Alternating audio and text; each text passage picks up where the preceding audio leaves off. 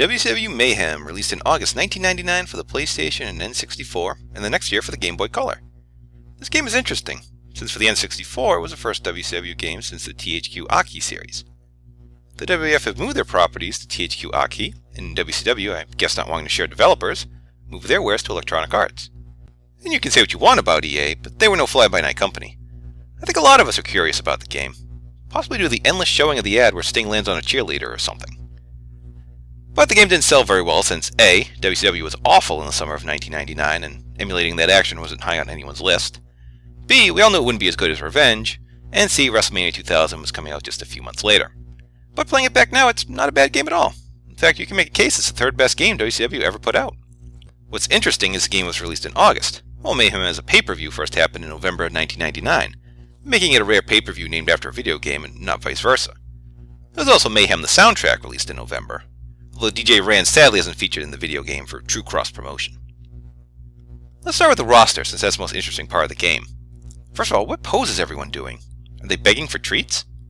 Second, everyone's broken down into sections: WCW, Cruiserweights, Four Horsemen, etc. And then there's NWO Black and White, which consists of Horace Hogan, Scott Norton, Stevie Ray, and Eric Bischoff. And then there's the NWO Wolfpack, which is Hulk Hogan, Scott Steiner, Kevin Nash, Lex Luger, Disco Inferno, and Sting. It seems a bit lopsided. I also have no memory of this, but the history of the NWO is fairly convoluted, to be polite. As for the rest of the roster, they're all the big names you expect: Ric Flair, DDP, Randy Savage, Goldberg, and so on. But Mayhem throws some really random guys in there. Lash LaRue? Check.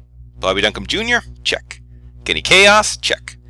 They have all the big luchadors like Psychosis, Juventud, La Parka, and Rey Mysterio. Unmasked, thanks a lot WCW.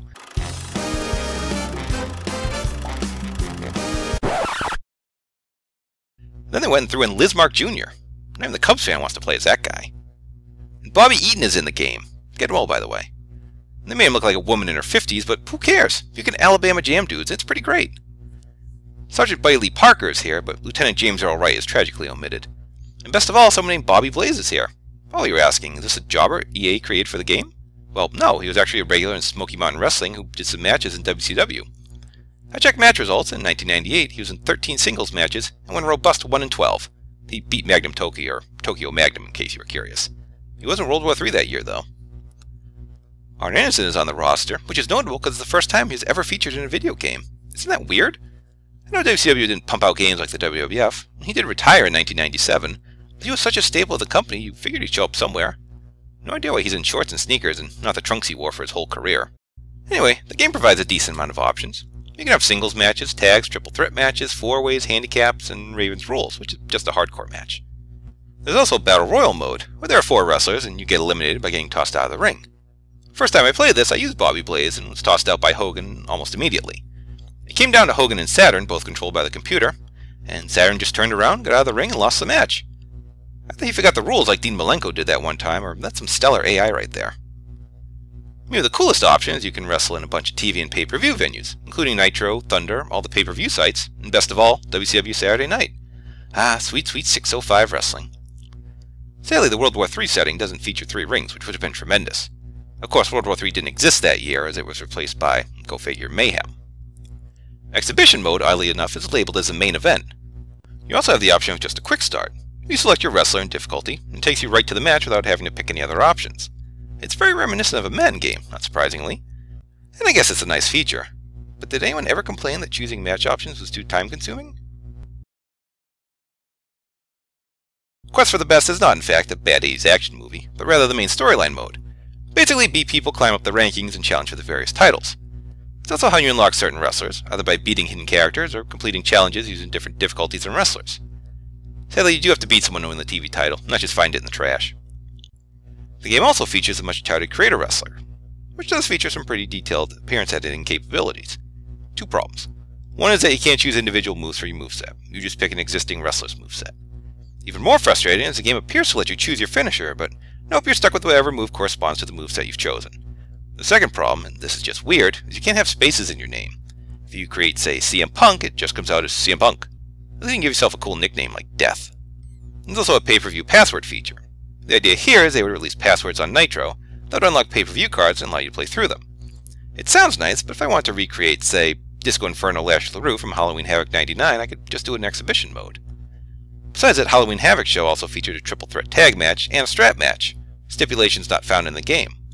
It also had a match between Berlin and Jim Duggan, neither of whom are in the game. Well, Alex Wright is, but you get the idea. I'm guessing this is why they stopped giving out the codes after 3 months.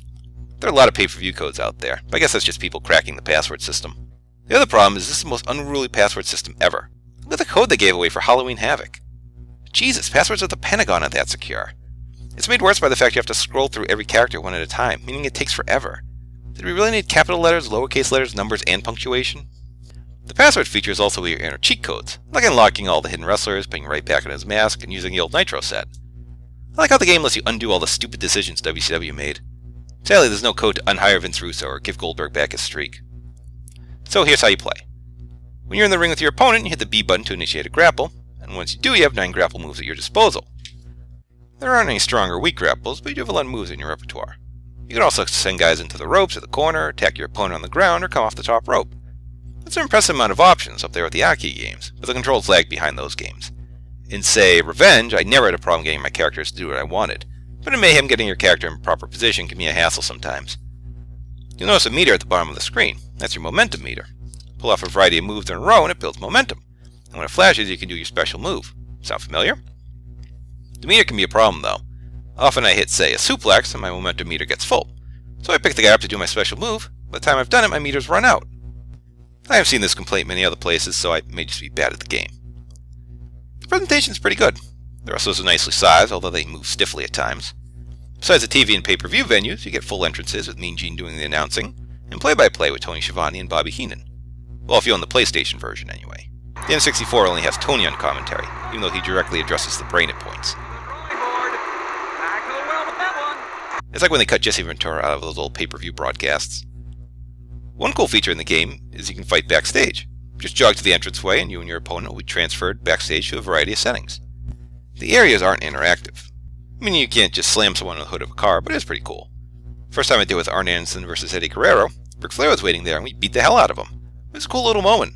Well, Eric wouldn't stop beating up Eddie, so I got bored and quit the game. Mayhem gets something of a bad rap. It's unfortunate it had to follow the Arcade WCW games. Because it was a step below those games, people tend to dismiss it outright. But it had decent gameplay and presentation, an expansive roster, some form of story mode, and creator wrestler. It was all rough around the edges, but far from an embarrassment. According to the interwebs, there was supposed to be a Mayhem 2 for the PlayStation 2, published by EA and developed by Aki. But that project evaporated when WCW was sold to the WWF, proving that life is awful and unfair. EA did make a follow-up WCW game for the same consoles, and well, that was an embarrassment.